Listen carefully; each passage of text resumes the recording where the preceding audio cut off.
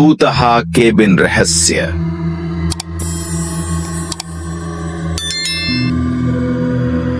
यह एक ठंडी सर्दियों की रात थी जब चार दोस्तों उमर, अली, झायन और हमजाबान ने जंगल में गहरे परित्यक्त केबिन का पता लगाने का फैसला किया।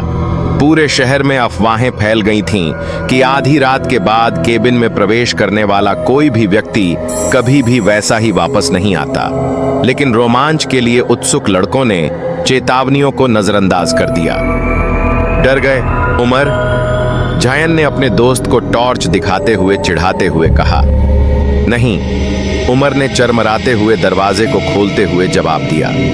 अंदर की हवा धूल से भरी हुई थी और हवा में जली हुई लकड़ी की हल्की गंध थी। लड़के अंदर चले गए। उनके कदमों की आवाज अंधेरे केबिन में गूंज रही थी। अली ने अटारी की ओर जाने वाली एक पुरानी लकड़ी की सीढ़ी देखी। चलो ऊपर देखते हैं, उसने सुझाव दिया। उसकी आवाज थोड़ी कांप रही थी। हमजा हिचकिचाया लेकिन दूसरों के पीछे पीछे सीढ़ियों पर चढ़ गया। ऊपर एक दरवाजा आधा खुला हुआ था। जयान ने उसे और चौड़ा किया, जिससे टूटे हुए फर्नीचर और मकड़ी के जाले से भरा एक धूल भरा कमरा दिखाई दिया। लेकिन जिस चीज ने उनका ध्यान खींचा वह दीवार से टिका हुआ एक पुराना आईना था। वे कहते हैं कि जो कोई भी आधी रात को इस आईने में देखता है वह अपने सबसे बुरे डर को देख लेता है। हमजा ने फुसफुसाया। चलो इसका परीक्षण करते हैं, उमर ने कहा। उसकी जिज्ञासा उसकी सावधानी पर हावी हो गई। वह आईने के सामने खड़ा हो गया और अपने प्रतिबिंब को देखता रहा। एक पल के लिए कुछ नहीं हुआ, फिर उसका चेहरा डर से मुड़ गया। तुम क्या देखते हो? अली ने घबराते हुए पूछा। वहां मेरे पीछे कुछ है, उमर हकलाते हुए बोला। उसका चेहरा पीला पड़ गया। बाकी लोग मुड़े, लेकिन कमरा खाली था। अचानक उनके पीछे दरवाजा बंद हो गया। जयान उसे खोलने के लिए दौड़ा, लेकिन वह हिला नहीं। हम फंस गए हैं, उसने चिल्लाया।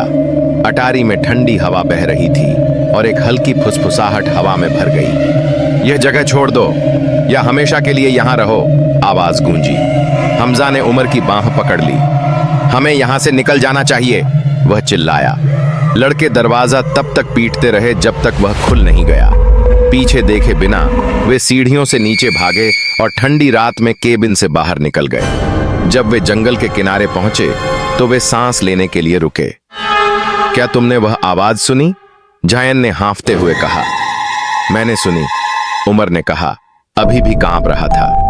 और मैं कसम खाता हूं उस दर्पण में कुछ था। उस रात के बाद से लड़कों में से किसी ने भी केबिन के पास जाने की हिम्मत नहीं की।